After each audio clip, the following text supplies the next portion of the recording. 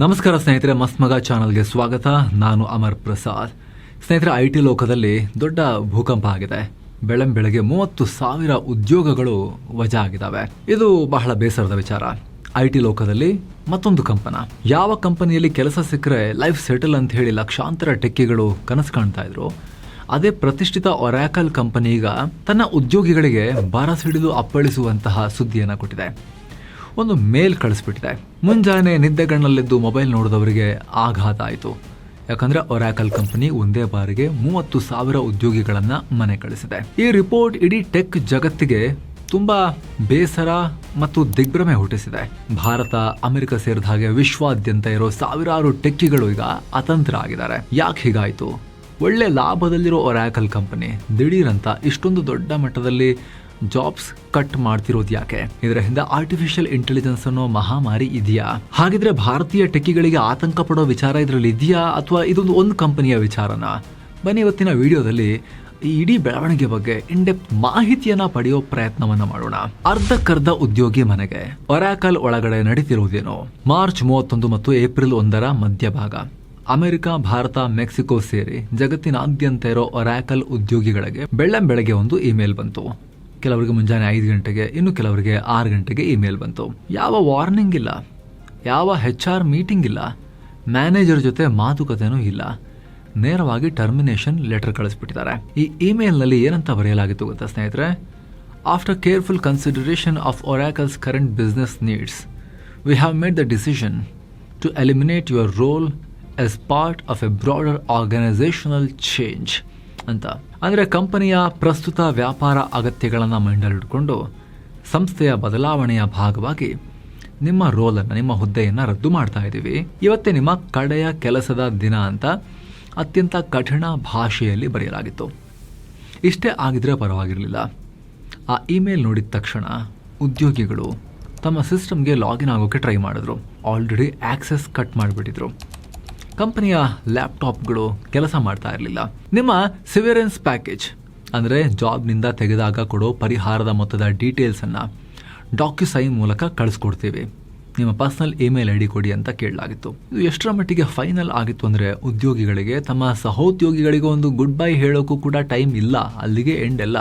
Oracle ಸಂಸ್ಥೆಯಲ್ಲಿ ಈ ಲೇ ಆಫ್ಗೂ ಮುನ್ನ ಇದ್ದ ಒಟ್ಟು ಉದ್ಯೋಗಿಗಳ ಸಂಖ್ಯೆ ಸ್ನೇಹಿತರೆ, ದೊಡ್ಡ ಕಂಪನಿ ಇದು 1,62,000 ಜನರಿಗೆ ಕೆಲಸ ಕೊಟ್ಟಿತ್ತು. ಇದರಲ್ಲಿ ಈಗ 30,000 ಜನರನ್ನ ಮನೆಗೆ ಕಳಿಸಲಾಗಿದೆ. ಅಂದರೆ ಸಂಸ್ಥೆಯ ಒಟ್ಟು ವರ್ಕ್ ಫೋರ್ಸ್ನಲ್ಲಿ 18.52% ಮಂದಿಗೆ ಒಂದೇ ಏಟಲ್ಲಿ ಮನೆ ಕಳಿಸೋಕೆ ಈಗ ಡಿಸೈಡ್ ಮಾಡಿಬಿಟ್ಟಿದ್ದಾರೆ ಒರಾಕಲ್ ಕಂಪನಿಯವರು. ಅಷ್ಟು ಜನ ಉದ್ಯೋಗಿಗಳೀಗ ಏಕಾಏಕಿ ಹಿಂಗೆ ಹೇಳಿಬಿಟ್ರೆ ಏನು ಮಾಡಬೇಕು? ಮುಖ್ಯವಾಗಿ Oracle cloud, health, sales, customer success ಮತ್ತು ನೆಟ್ ಸ್ವೀಟ್ ವಿಭಾಗಗಳಲ್ಲಿ ಅತಿ ಹೆಚ್ಚು ಜನ ಕೆಲಸ ಕಳ್ಕೊಂಡಿದ್ದಾರೆ. ಡೇಟಾಬೇಸ್ ದಿಗ್ಗಜ ಒರಾಕಲ್. ಸ್ನೇಹಿತರೆ, ಫಸ್ಟ್ ಈಗ ಒರಾಕಲ್ ಕಂಪನಿಯ ಬಗ್ಗೆ ಸ್ವಲ್ಪ ತಿಳ್ಕೋಬೇಕು. ಏನು ಸಣ್ಣ ಪುಟ್ಟ ಸ್ಟಾರ್ಟ್ಅಪ್ ಅಲ್ಲ ಇದು. 1977ನಲ್ಲಿ ಅಮೆರಿಕದಲ್ಲಿ ಲ್ಯಾರಿ ಎಲಿಸನ್ ಅನ್ನೋ ವ್ಯಕ್ತಿ ಕಟ್ಟಿದ ಬೃಹತ್ ಟೆಕ್ ಸಾಮ್ರಾಜ್ಯ ಇದು. ಇದರ ಹೆಡ್ ಕ್ವಾರ್ಟರ್ಸ್ ಇರೋದು ಅಮೆರಿಕದ ಟೆಕ್ಸಸ್ನಲ್ಲಿ. ಇವತ್ತು ಗೂಗಲ್, ಮೈಕ್ರೋಸಾಫ್ಟ್, ಮೆಟಾ ಹೊರತುಪಡಿಸಿದ್ರೆ ಜಗತ್ತಿನ 4ನೇ ಅತಿ ದೊಡ್ಡ ಸಾಫ್ಟ್ವೇರ್ ಕಂಪನಿ ಒರಾಕಲ್. ಹಾಗಿದ್ರೆ ಇವರ ಬಿಸ್ನೆಸ್ ಏನೋ? ಕೋರ್ ಬಿಸ್ನೆಸ್ ಡೇಟಾಬೇಸ್ ಮ್ಯಾನೇಜ್ಮೆಂಟ್ ಮತ್ತು ಕ್ಲೌಡ್ ಕಂಪ್ಯೂಟಿಂಗ್. ಅಂದರೆ ನೀವು ಬ್ಯಾಂಕ್ನಲ್ಲಿ ವ್ಯವಹಾರ ಮಾಡ್ತೀರಾ, ಆನ್ಲೈನಲ್ಲಿ ಫ್ಲೈಟ್ ಟಿಕೆಟ್ ಬುಕ್ ಮಾಡ್ತೀರಾ, ಅಥವಾ ಯಾವುದಾದ್ರೂ ದೊಡ್ಡ ಹಾಸ್ಪಿಟಲ್ಗೆ ಹೋಗ್ತೀರಾ ಅಂತ ಇಟ್ಕೊಳ್ಳಿ. ಆ ಇಡೀ ಸಿಸ್ಟಮ್ನ ಡೇಟಾವನ್ನು ಸೇಫ್ ಆಗಿ ಸ್ಟೋರ್ ಮಾಡೋ ಸಾಫ್ಟ್ವೇರ್ ಒದಗಿಸೋದೆ ಈ ಒರಾಕಲ್. ಇದರ ತಾಕತ್ತು ಎಷ್ಟಿದೆ ಅಂದರೆ ಜಗತ್ತಿನ ಟಾಪ್ 100 ಫಾರ್ಚೂನ್ 100 ಕಂಪನಿಗಳ ಪೈಕಿ ಬರೋಬ್ಬರಿ 98 ಕಂಪನಿಗಳು ಇವತ್ತಿಗೂ ಒರಾಕಲ್ ಸಾಫ್ಟ್ವೇರನ್ನೇ ಯೂಸ್ ಮಾಡ್ತಿದ್ದಾವೆ. ಅಂದರೆ ಇಡೀ ಜಗತ್ತಿನ ಡೇಟಾವನ್ನೇ ಕಂಟ್ರೋಲ್ ಮಾಡೋ ಮಟ್ಟಿಗೆ ಬೆಳೆದಿರೋ ಇಂಥ ಬೃಹತ್ ಆರ್ಥಿಕ ಶಕ್ತಿ ಇರೋ ಕಂಪನಿಯಲ್ಲೇ ಈಗ ಈ ಮಟ್ಟದ ಭೂಕಂಪ ಆಗಿದೆ. ಲಾಭದಲ್ಲಿದ್ದರೂ ಕೆಲಸದಿಂದ ಕಿತ್ತು ಹಾಕಿದ್ಯಾಕೆ? ಇವರ ಫಿನಾನ್ಷಿಯಲ್ ರಿಪೋರ್ಟ್ ನೋಡಿದ್ರೆ ನಿಮಗೆ ಆಶ್ಚರ್ಯ ಆಗುತ್ತೆ. ಯಾಕೆ ಹಿಂಗೆ ಮಾಡಿದ್ರು ಅಂತ ಅನಿಸುತ್ತೆ ನಿಮಗೆ. ಲೇಟೆಸ್ಟ್ ಫಿನಾನ್ಷಿಯಲ್ ಇಯರ್ನ Q3ನಲ್ಲಿ 3ನೇ ತ್ರೈಮಾಸಿಕದಲ್ಲಿ ಒರಾಕಲ್ ಕಂಪನಿ $17.2 ಬಿಲಿಯನ್ ಆದಾಯ ಗಳಿಸಿದೆ. ಇದರಲ್ಲಿ ಬರೀ ಕ್ಲೌಡ್ ಬಿಸ್ನೆಸ್ನಿಂದಲೇ $8.9 ಬಿಲಿಯನ್ ಬಂದಿದೆ. ಇವರ ನೆಟ್ ಪ್ರಾಫಿಟೇ $3.7 ಬಿಲಿಯನ್ ಇದೆ. ಇಷ್ಟೆಲ್ಲ ಲಾಭದಲ್ಲಿದ್ದರೂ ಮತ್ತಷ್ಟು ಹಣ ಉಳಿಸೋಕೆ, ದುಡ್ಡು ಮಾಡೋಕೆ ಈಗ ಉದ್ಯೋಗಿಗಳನ್ನು ಮನೆ ಕಳಿಸೋ ಹೆಜ್ಜೆಯನ್ನು ಇಟ್ಟಿದ್ದಾರೆ. ಮನುಷ್ಯರ ಮೇಲೆ, ಅಂದರೆ ಉದ್ಯೋಗಿಗಳ ಮೇಲೆ, ಸಂಬಳದ ಮೇಲೆ ಖರ್ಚು ಮಾಡೋ ಹಣವನ್ನು ಉಳಿಸಿ ಆ ದುಡ್ಡನ್ನು ಆರ್ಟಿಫಿಷಿಯಲ್ ಇಂಟೆಲಿಜೆನ್ಸ್ AI ಮತ್ತು ದೊಡ್ಡ ದೊಡ್ಡ ಡೇಟಾ ಸೆಂಟರ್ಗಳ ನಿರ್ಮಾಣಕ್ಕೆ ಸುರಿಯೋಕೆ ಪ್ಲಾನ್ ಮಾಡಿದ್ದಾರೆ. ಈ ರೀಸ್ಟ್ರಕ್ಚರಿಂಗ್ ಕಂಪನಿಗೆ ಅಂತಲೇ ಒರಾಕಲ್ ಬರೋಬ್ಬರಿ $2.1 ಬಿಲಿಯನ್ ಎತ್ತಿಟ್ಟಿದೆ. ಇದರ ಜೊತೆಗೆ ಇನ್ನೊಂದು ದೊಡ್ಡ ಕಾರಣ ಕ್ಲೌಡ್ ಮಾರ್ಕೆಟ್ನಲ್ಲಿ ನಡೀತಾ ಇರೋ ಭೀಕರ ಯುದ್ಧ. ಇವತ್ತು ಜಾಗತಿಕ ಮಟ್ಟದಲ್ಲಿ ಕ್ಲೌಡ್ ಬಿಸ್ನೆಸ್ನಲ್ಲಿ ಅಮೆಜಾನ್ನ AWS ಮತ್ತು ಮೈಕ್ರೋಸಾಫ್ಟ್ನ ಅಜೋರ್ ಕಂಪನಿಗಳು ರಾರಾಜಿಸ್ತಿವೆ. ಲೇಟೆಸ್ಟ್ ರಿಪೋರ್ಟ್ ಪ್ರಕಾರ AWS 30% ಗ್ರೋತ್ ಕಾಣ್ತಾ ಇದ್ರೆ, ಅಜೋರ್ ಬರೋಬ್ಬರಿ 20%ನಷ್ಟು ಗ್ರೋತ್ ಕಾಣ್ತಾ ಇದೆ. ಈ ಬೃಹತ್ ಕಂಪನಿಗಳನ್ನು ಹಿಂದಿಕ್ಕಿ ತಾನು ನಂಬರ್ 1 ಆಗಬೇಕು ಅನ್ನೋದು ಒರಾಕಲ್ನ ಹಠ. ಅದಕ್ಕಾಗಿ ಎಷ್ಟೇ ಕಠಿಣ ನಿರ್ಧಾರ ತಗೊಳ್ಳೋಕ್ಕೂ ಒರಾಕಲ್ ರೆಡಿಯಾಗಿದೆ.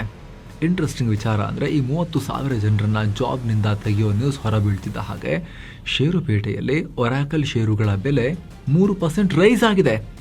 ಅಂದರೆ ಹೂಡಿಕೆದಾರರಿಗೇನು, ಇನ್ವೆಸ್ಟರ್ಸ್ಗೇನು, ಅಂದರೆ ಕಂಪನಿಯ ಓನರ್ಸ್ಗೇನು, ಷೇರುದಾರರು ಕೂಡ ಸಣ್ಣ ಪಾರ್ಟ್ಗೆ ಓನರ್ಸೇ ಅಲ್ವಾ, ಅವ್ರಿಗೆ ಕಂಪ್ನಿಲಿ ದುಡ್ಡು ಉಳಿದಷ್ಟು ಒಳ್ಳೇದಲ್ವಾ, ಅವ್ರಿಗೆ ಖುಷಿ ಕೊಟ್ಟಿದೆ ಇದು. ಒರಾಕಲ್ಗೂ ವಕ್ಕರಿಸ್ತು AI ಭೂತ. ಸ್ನೇಹಿತರೆ, ಅಗೇನ್ ಇಲ್ಲೂ ಕೂಡ ಈ AI ಕಾಟದ್ದೇ ಚರ್ಚೆ ನಡೀತಾ ಇದೆ.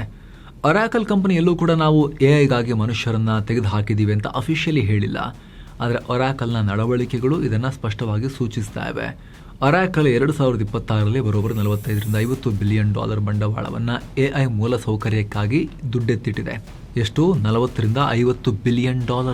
$1 ಬಿಲಿಯನ್ ಅಂದರೆ ಆಲ್ಮೋಸ್ಟ್ ಈಗ 9,500 ಕೋಟಿ ರೂಪಾಯಿ. ಇವರು $40-50 ಬಿಲಿಯನ್ ಬರೀ AI ಇನ್ಫ್ರಾಸ್ಟ್ರಕ್ಚರ್ಗೋಸ್ಕರ ಇಟ್ಟಿದ್ದಾರೆ. ಸಿಕ್ಕಾಪಟ್ಟೆ ಅಲ್ಲಿ ಖರ್ಚು ಮಾಡ್ತಿದ್ದಾರೆ. ChatGPTಯ ಓಪನ್ AI ಜೊತೆ $300 ಬಿಲಿಯನ್ ಮೌಲ್ಯದ ಕಂಪ್ಯೂಟ್ ಡೀಲ್ ಮಾಡ್ಕೊಂಡಿದ್ದಾರೆ. ಒಟ್ಟಾರೆ $350 ಬಿಲಿಯನ್ ಅಧಿಕ ಹಣವನ್ನು ಬರೀ AI ಮೇಲೆ ಈ ಒರಾಕಲ್ ಸುರಿತಾ ಇದೆ. ಕಂಪನಿಯೇ ಹೇಳ್ಕೊಂಡಿರೋ ಹಾಗೆ ಈಗ AI ಕೋಡ್ ಜನರೇಷನ್ ಟೂಲ್ಗಳು ಬಂದಿರೋದ್ರಿಂದ ಸಾಫ್ಟ್ವೇರ್ ಡೆವಲಪ್ ಮಾಡೋಕ್ಕೆ ಮೊದಲಿಗಿಂತ ನಮಗೆ ಕಮ್ಮಿ ಖರ್ಚಲ್ಲಿ ಕಮ್ಮಿ ಜನರೊಂದಿಗೆ ಆಗ್ತಾ ಇದೆ ಅಂತ ಹೇಳ್ತಾ ಇದ್ದಾರೆ. ಜೊತೆಗೆ ಒರಾಕಲ್ ಈಗ ತನ್ನ ಆಂತರಿಕ ಕಾರ್ಯಾಚರಣೆಯನ್ನು ಸಂಪೂರ್ಣವಾಗಿ ಆಟೋಮೇಟ್ ಮಾಡ್ತಾ ಇದೆ.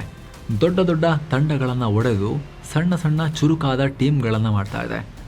ರುಟೀನ್ ಆಗಿ ನಡೆಯೋ coding jobs, cloud operations, technical support, sales support, ಈ ಎಲ್ಲ ವಿಭಾಗಗಳಲ್ಲೂ ಈಗ ಮನುಷ್ಯರ ಬದಲು AI ಟೂಲ್ಗಳು ಕೆಲಸ ಮಾಡೋಕ್ಕೆ ಶುರು ಮಾಡಿವೆ. ಹೀಗಾಗಿ ಯಾವ ಕೆಲಸಗಳನ್ನು AI ಮೂಲಕ ಈಸಿಯಾಗಿ ಮಾಡಿಸ್ಬೋದು ಆ ಎಲ್ಲ ಹುದ್ದೆಗಳಿಗೂ ಇವರು ಕತ್ತರಿ ಹಾಕ್ತಾ ಇದ್ದಾರೆ. ಇದರ ಪರಿಣಾಮ ಇಷ್ಟು ದಿವಸ ಮನುಷ್ಯರ ಸಂಬಳಕ್ಕೆ ಹೋಗ್ತಾ ಇದ್ದ ದುಡ್ಡು ಈಗ NVIDIA ಚಿಪ್ಗಳಿಗೆ, AI ಸರ್ವರ್ಗಳಿಗೆ, AI LLM ಸರ್ವಿಸ್ಗಳಿಗೆ ಅದಕ್ಕೆ ಹೋಗ್ತಾ ಇದೆ. ವಜಾಗೊಂಡವರಲ್ಲಿ 12,000 ಜನ ಭಾರತೀಯರು. ಸ್ನೇಹಿತರೆ, ಈಗ ಭಾರತದ ವಿಚಾರಕ್ಕೆ ಬರೋಣ. ಒರಾಕಲ್ನಲ್ಲಿ ಕೆಲಸ ಮಾಡ್ತಿರೋ ಒಟ್ಟು 1,62,000 ಜನರಲ್ಲಿ ಬರೋಬ್ಬರಿ 1,04,000 ಜನ ಅಮೆರಿಕದ ಹೊರಗಡೆ ಇದ್ದಾರೆ. ಅದರಲ್ಲೂ ಭಾರತ ಒರಾಕಲ್ನ ಅತಿ ದೊಡ್ಡ ಹಬ್.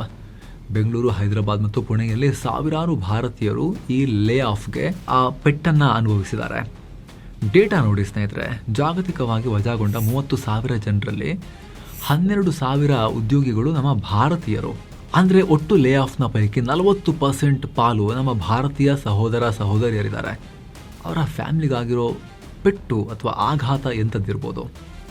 ನಿನ್ನೆ ಮೊನ್ನೆ ತನಕ ಲಕ್ಷ ಪ್ಯಾಕೇಜ್ ತಗೊಳ್ತಾ ಇದ್ದ 12,000 ಟೆಕ್ಕಿಗಳ ಭವಿಷ್ಯ ಒಂದು ಇಮೇಲ್ ಕಳಿಸಿ ಅತಂತ್ರ ಮಾಡಿದ್ದಾರೆ ಒರಾಕಲ್ನವರು. ಜೊತೆಗೆ ಇಲ್ಲಿ ಸಿವಿಯರೆನ್ಸ್ ಪ್ಯಾಕೇಜ್ ಏನು ಹಂಗಂದ್ರೆ, ಜಾಬ್ನಿಂದ ತೆಗೆದಾಗ ಕಂಪನಿ ಕೊಡೋ ಪ್ಯಾಕೇಜ್. ಒಂದು ಗ್ಲೋಬಲ್ ಕಂಪನಿ 2 ದೇಶಗಳ ಉದ್ಯೋಗಿಗಳ ನಡುವೆ ಹೇಗೆ ತಾರತಮ್ಯ ಮಾಡುತ್ತೆ ಅನ್ನೋದಕ್ಕೆ ಎಕ್ಸಾಂಪಲ್ ನೋಡಿ ಇಲ್ಲಿ. ಅಮೆರಿಕದಲ್ಲಿ ಕೆಲಸ ಕಳೆದುಕೊಂಡ ಉದ್ಯೋಗಿಗಳಿಗೆ ಕನಿಷ್ಠ 4 ವಾರದ ಬೇಸ್ ಪೇ ಜೊತೆಗೆ ಅವರು ಕೆಲಸ ಮಾಡಿದ ಪ್ರತಿ ವರ್ಷಕ್ಕೂ ತಲಾ 1 ವಾರದ ಸಂಬಳ ಸೇರಿಸಲಾಗುತ್ತೆ. ಗರಿಷ್ಠ 26 ವಾರಗಳವರೆಗೆ ಅಂದರೆ 6 ತಿಂಗಳ ಸಂಬಳ ಪರಿಹಾರವಾಗಿ ಸಿಗುತ್ತೆ. ಆದರೆ ಭಾರತದಲ್ಲಿ ನಮ್ಮವರನ್ನ ಅಕ್ಷರಶಃ ಬರಿಗೈಲಿ ಮನೆ ಕಳಿಸ್ತಾ ಇದ್ದಾರೆ ಒರಾಕಲ್ನವರು. ಜಾಸ್ತಿ ಕೊಡ್ತಿಲ್ಲ, ಕಮ್ಮಿ ಕೊಡ್ತಿದ್ದಾರೆ. ಕೇವಲ 1 ತಿಂಗಳ ನೋಟಿಸ್ ಪೀರಿಯಡ್ ಸಂಬಳ, ನೀವು ಕೆಲಸ ಮಾಡಿದ ಪ್ರತಿ ವರ್ಷಕ್ಕೆ ಕೇವಲ 15 ದಿನಗಳ ಬೇಸಿಕ್ ಸಂಬಳ ಗ್ರ್ಯಾಚ್ಯುಟಿ ನಿಯಮದಂತೆ, ಮತ್ತು ನೀವು ಬಳಸದೆ ಉಳಿಸ್ಕೊಂಡಿರೋ ರಜೆಗಳ ಲೀವ್ ಎನ್ಕ್ಯಾಶ್ಮೆಂಟ್ ಅಷ್ಟೇ ಅಂತ ಹೇಳಿದ್ದಾರೆ. ಜೊತೆಗೆ ಸ್ವಯಂ ಪ್ರೇರಿತವಾಗಿ ತಾವಾಗಿ ರಾಜೀನಾಮೆ ಕೊಟ್ಟ ಕೆಲವೇ ಜನರಿಗೆ ಮಾತ್ರ 2 ತಿಂಗಳ ಬೋನಸ್ ಸಿಕ್ಕಿದೆ. ಅಮೆರಿಕದ ಐಟಿಗರಿಗೆ ಸಿಕ್ಕಿರೋ ಆರ್ಥಿಕ ಭದ್ರತೆ ಸೇಮ್ ಕಂಪ್ನಿಗೆ ದುಡಿದಿರೋ ಭಾರತದ ಟೆಕ್ಕಿಗಳಿಗೆ ಅವ್ರು ಯಾಕೆ ಕೊಟ್ಟಿಲ್ಲ? ಅಟ್ಲೀಸ್ಟ್ ನೀವು ದುಡ್ಡು ಅಂತ ಹೇಳಿ ಅಲ್ಲಿ ಇನ್ವೆಸ್ಟ್ ಮಾಡೋ ಟೈಮ್ನಲ್ಲಿ ಈ ವಿದಾಯ ಹೇಳಬೇಕಾದ್ರೂ ಕೂಡ ಒಂದು ಸಮಾನತೆ ಮೇಂಟೈನ್ ಮಾಡ್ಬೋದಾಗಿತ್ತಲ್ವಾ ಅನ್ನೋ ಪ್ರಶ್ನೆ ಈಗ ಕೇಳಬೇಕು ಅವರಿಗೆ. ಇಲ್ಲಿ ಇನ್ನೊಂದು ವರ್ಗದ ಜನ ಯಾರು ಅಂತ ಹೇಳಿದ್ರೆ ಭಾರತೀಯರೇ, ಬಟ್ ಅಮೆರಿಕದಲ್ಲಿ ಇದ್ಕೊಂಡು ಅಲ್ಲಿ ಕೆಲಸ ಮಾಡ್ತಿರೋ ಭಾರತೀಯರು. ಇಲ್ಲಿ ಏನಾಗುತ್ತೆ ಅಂದರೆ, ಅಲ್ಲಿನ ರೂಲ್ಸ್ ಪ್ರಕಾರ H1B ವೀಸಾದಲ್ಲಿರೋ ಒಬ್ಬರು ಕೆಲಸ ಕಳ್ಕೊಂಡ್ರೆ ಕೇವಲ 60 ದಿನಗಳ ಗ್ರೇಸ್ ಪೀರಿಯಡ್ ಮಾತ್ರ ಇರುತ್ತೆ. ಈ 60 ಡೇಸ್ ಒಳಗಡೆ ಅವರು ಮತ್ತೊಂದು ಜಾಬ್ ಹುಡ್ಕೊಳ್ಬೇಕು. ಇಲ್ಲ ಅಂದರೆ 60ನೇ ದಿನ ಅವರು ಕಡ್ಡಾಯವಾಗಿ ಅಮೆರಿಕ ಬಿಟ್ಟು ಭಾರತಕ್ಕೆ ಬರಲೇಬೇಕಾಗತ್ತೆ.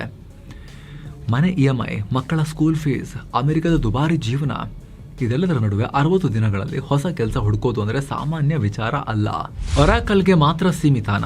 ಸ್ನೇಹಿತರೆ, ಒರಾಕಲ್ ಒಂದೇ ಅಲ್ಲ. 2026ರ ಮೊದಲ 3 ತಿಂಗಳಲ್ಲಿ ಟೆಕ್ ವಲಯದಲ್ಲಿ ಒಟ್ಟು 40,480 ಉದ್ಯೋಗಗಳು ನಾಶ ಆಗಿದ್ದಾವೆ.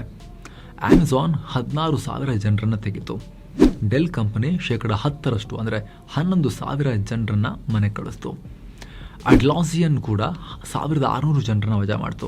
ಯಾಕೆ ಹೀಗಾಗ್ತಾ ಇದೆ? ಮ್ಯಾಕ್ರೋ ಎಕನಾಮಿಕ್ಸ್ ಡೇಟಾ ನೋಡ್ತಾ ಹೋಗೋಣ ಬನ್ನಿ. ಸ್ನೇಹಿತರೆ, ಇದೆಲ್ಲ ತಿಳ್ಕೊಂಡಿರಬೇಕು, ನಾವು ಇನ್ಫಾರ್ಮ್ಡ್ ಆಗಿರಬೇಕು. ಇಲ್ಲಿ ಬಹಳ ಬೇಸರದ ವಿಚಾರ ಈ ರೀತಿ ಆಗೋದು, ಯಾರೇ ಜಾಬ್ ಕಳ್ಕೊಂಡ್ರು ಕೂಡ. ಆದರೆ ಸ್ನೇಹಿತರೆ, ಯಾಕೆ ಆಗ್ತಾ ಇದೆ, ಹೇಗಾಗ್ತಾ ಇದೆ ಅನ್ನೋದ್ರ ಬಗ್ಗೆ ನಮಗೆ ಆಳ ಅಗಲಗಳ ಅರಿವನ್ನು ಪಡೆಯುವಂಥ ಪ್ರಯತ್ನ ನಾವು ನಡೆಸ್ತಾನೆ ಇರಬೇಕು. ನಾವು ಕೂಡ ರೆಗ್ಯುಲರ್ ಆಗಿ ಇದ್ರ ಬಗ್ಗೆ ಮಾಹಿತಿಯನ್ನು ತಲುಪಿಸ್ತಾನೆ ಬರ್ತಾ ಇದ್ದೀವಿ. ಜೊತೆಗೆ ಆ ಮಾಹಿತಿಯನ್ನು ತಲುಪಿಸೋ ಟೈಮ್ನಲ್ಲಿ ಪ್ರತಿ ಸಲ ಕೂಡ ಹಾಗಾದರೆ ಮುಂದೆ ಆಗೋ ಬದಲಾವಣೆ ಏನು, ಮುಂದೆ ಹೇಗಿರುತ್ತೆ, ಯಾವ ರೀತಿ ನಾವು ಕೂಡ ಬದಲಾದರೆ ಸರ್ವೈವಲ್ಗೆ ಬೆಟರ್ ಅಪರ್ಚುನಿಟೀಸ್ ಇರುತ್ತೆ ಅನ್ನೋದನ್ನು ಕೂಡ ನಾವು ಡಿಸ್ಕಸ್ ಮಾಡಿದ್ದೀವಿ ಸ್ನೇಹಿತರೆ. ನಿಮ್ಮಲ್ಲಿ ನೋಡಿದವರಿಗೆ ನೆನಪಿರಬಹುದು. ಈಗಲೂ ಕೂಡ ಸ್ನೇಹಿತರೆ, ನಾವು ಮ್ಯಾಕ್ರೋ ಎಕನಾಮಿಕ್ಸ್ ಡೇಟಾ ನೋಡ್ತಾ ಹೋಗೋಣ, ಯಾಕೆ ಹಿಂಗಾಗ್ತಾ ಇದೆ ಅಂಥೇಳಿ. 2024ರ ಜನವರಿಯಲ್ಲಿ ಅಮೆರಿಕದ ಫೆಡರಲ್ ರಿಸರ್ವ್ ಸೆಂಟ್ರಲ್ ಬ್ಯಾಂಕ್ ಬಡ್ಡಿ ದರ 5.25%ನಿಂದ 5.50% ಇಟ್ಟಿತ್ತು. 2026ರ ಮಾರ್ಚ್ ವೇಳೆಗೆ ಇದು 3.5%ನಿಂದ 3.75% ಆ ರೇಂಜ್ನಲ್ಲಿ ಇಟ್ಟಿದ್ದಾರೆ. ಸಾಮಾನ್ಯವಾಗಿ ಬಡ್ಡಿ ದರ ಇಳಿದಾಗ ಕಂಪನಿಗಳಿಗೆ ಸುಲಭವಾಗಿ ಸಾಲ ಸಿಗುತ್ತೆ, ಹೊಸ ನೇಮಕಾತಿ ಹೆಚ್ಚಾಗಬೇಕು. ಆದರೆ ಹಂಗಾಗ್ತಿಲ್ವಲ್ಲ, ಯಾಕಂದರೆ ಬಡ್ಡಿ ದರ ಇಳಿದ್ರೂ ಕೂಡ ಆ ಹಣವನ್ನೆಲ್ಲ ಕಂಪನಿಗಳು AI ಮೇಲೆ ಸುರಿತಾ ಇದ್ದಾರೆ. ಡೇಟಾ ಪ್ರಕಾರ ಕೇವಲ AI ಪ್ರಭಾವದಿಂದ ಪ್ರತಿ ತಿಂಗಳು 5,000ದಿಂದ 10,000 ಉದ್ಯೋಗಗಳು ಕಣ್ಮರೆ ಆಗ್ತಾ ಇವೆ. 2030ರ ಹೊತ್ತಿಗೆ IT ವಲಯ ಹೇಗಿರುತ್ತೆ? ಸ್ನೇಹಿತರೆ, ಈ ಹಿಂದೆನೂ ಕೂಡ ಹೇಳಿದ್ದೀವಿ, ಇವಾಗಲೂ ಕೂಡ ಹೇಳ್ತಾ ಇದ್ದೀವಿ. ತಜ್ಞರು ಹೇಳಿರೋದನ್ನು, ನಾವಿದ್ರಲ್ಲಿ ಎಕ್ಸ್ಪರ್ಟ್ಸ್ ಅಲ್ಲ, ತಜ್ಞರು ಹೇಳಿರೋದನ್ನು ಹುಡುಕಿ ಸಮರೈಸ್ ಮಾಡಿ ನಾವು ನಿಮಗೆ ರಿಪೋರ್ಟ್ ಮಾಡೋ ರಿಪೋರ್ಟರ್ಸ್ ಅಷ್ಟೇ ನಾವು. ಸೊ ಏನು ಹೇಳ್ತಿದ್ದಾರೆ ಅಂತ ಹೇಳಿದ್ರೆ ಸ್ನೇಹಿತರೆ, IT ಜಾಬ್ಸ್ ಕಂಪ್ಲೀಟ್ ಆಗಿ ನಾಶ ಆಗಲ್ಲ, ಎಲ್ಲಿಗೂ ಹೋಗಲ್ಲ.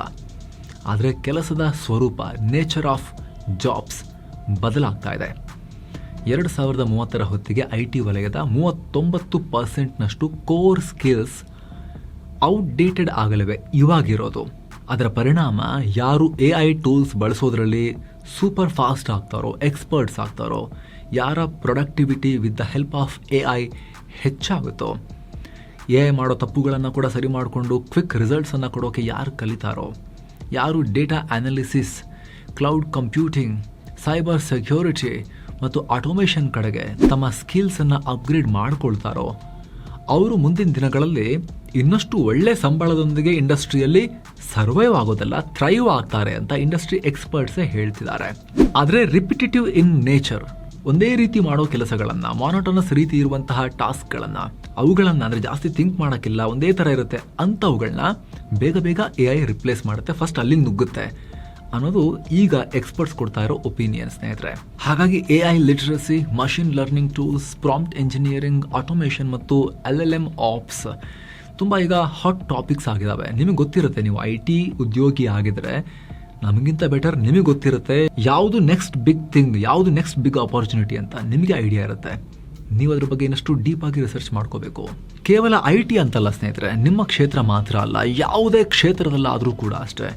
ಕಂಟಿನ್ಯೂಸ್ ಲರ್ನಿಂಗ್, ನಿರಂತರ ಕಲಿಕೆ, ನಿರಂತರವಾಗಿ ಅಪ್ಗ್ರೇಡ್ ಆಗೋದು, ಪ್ರಸ್ತುತದಲ್ಲಿ ನಮ್ಮನ್ನು ನಾವು ಪ್ರೆಸೆಂಟ್ನಲ್ಲಿ ಇಟ್ಕೊಳ್ಳೋದು, ಅಪ್ಡೇಟೆಡ್ ಆಗಿ ಇಟ್ಕೊಳ್ಳೋದು, ಬದಲಾಗ್ತಿರೋ ಕಾಲಕ್ಕೆ ಅಡಾಪ್ಟ್ ಆಗೋದು ಎಲ್ಲರಿಗೂ ಅನಿವಾರ್ಯ.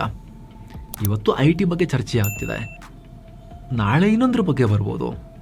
ಹೇಳೋಕ್ಕಾಗಲ್ಲ ಯಾರಿಗೆ ಯಾವಾಗ ಈ ವಿಪತ್ತು ಬಂದು ಕಾಡುತ್ತೆ ಅಂತೇಳಿ ಹೇಳೋಕ್ಕಾಗೋದಿಲ್ಲ. ಬದಲಾಗ್ತಿರೋ ಸನ್ನಿವೇಶಕ್ಕೆ ನಾವು ಸ್ವಲ್ಪ ಮುಂಚೆನೇ ಅದನ್ನು ಗೆಸ್ ಮಾಡಿ ಅಪ್ಡೇಟೆಡ್ ಆಗಿದ್ದು, ಸುಮ್ಮನೆ ರ್ಯಾಂಡಮ್ ಆಗಿ ನಾವು ಅದನ್ನು ಅಲ್ಲಗಳಿದೆ ಡಿನಯಲ್ನಲ್ಲೇ ಬದುಕದೆ ವಾಸ್ತವದಲ್ಲಿ ನಾವು ಈ ಅನಾಹುತಗಳನ್ನೇ ಅವಕಾಶಗಳನ್ನಾಗಿ ಬಳಸ್ಕೊಳ್ಳೋದು ಹೇಗೆ, ಏನಾದ್ರು ಪಾಸಿಬಿಲಿಟಿ ಇದೆಯಾ ಅಂತ ಎಕ್ಸ್ಪ್ಲೋರ್ ಮಾಡಬೇಕು ನಮ್ಮ ಸಾಮರ್ಥ್ಯದ ವ್ಯಾಪ್ತಿಯಲ್ಲಿ, ಡೊಮೇನ್ನ ವ್ಯಾಪ್ತಿಯಲ್ಲಿ. ಇದಕ್ಕೆ ಸಂಬಂಧಪಟ್ಟಂತೆ ನಿಮ್ಮ ಒಪಿನಿಯನ್ ಏನು? ನಿಮ್ಮ ಪ್ರಕಾರ ಮುಂದೇನು? ನಿಮ್ಮ ಕಂಪ್ನಿಗಳಲ್ಲಿ ಯಾವ ರೀತಿ ಚರ್ಚೆ ನಡೀತಾ ಇದೆ ಇದಕ್ಕೆ ಸಂಬಂಧಪಟ್ಟಂತೆ? ದಯವಿಟ್ಟು ಕಾಮೆಂಟ್ ಮಾಡಿ ತಿಳಿಸಿ. ಜೊತೆಗೆ ಯಾರು ಕೂಡ ಆತಂಕಕ್ಕೆ ಒಳಗಾಗಬೇಡಿ ಸ್ನೇಹಿತರೆ. ಇಂಥ ಸಂದರ್ಭದಲ್ಲಿ ಮಾನಸಿಕವಾಗಿ ಕುಗ್ಗಿ ಹೋಗೋದು, ನೊಂದು ಹೋಗೋದು, ಆ ಥರದೆಲ್ಲ ಪ್ರಭಾವ ಬೀರಬಹುದು. ಆ ರೀತಿ ಯಾರಿಗಾದರೂ ಆಗಿದ್ರೆ. ಬಟ್ ದಯವಿಟ್ಟು ಆ ರೀತಿ ಕುಗ್ಗಿ ಹೋಗೋಕ್ಕೆ ಹೋಗಬೇಡಿ. ಜಗತ್ತು ವಿಶಾಲವಾಗಿದೆ, ಒಂದಲ್ಲ ಒಂದು ಆಪರ್ಚುನಿಟಿ ಇದ್ದೇ ಇರುತ್ತೆ. ಮತ್ತೆ ಕಮ್ ಬ್ಯಾಕ್ ಮಾಡಬೇಕು ಸ್ಟ್ರಾಂಗ್ ಆಗಿ. ನಿಮ್ಮ ಒಪಿನಿಯನ್ ಮಿಸ್ ಇಲ್ಲದೆ ಕಾಮೆಂಟ್ ಮಾಡಿ ತಿಳಿಸಿ. ಮತ್ತೆ ಭೇಟಿ ಆಗ್ತಿರೋಣ ಸ್ನೇಹಿತರೆ. ನಮಸ್ಕಾರ.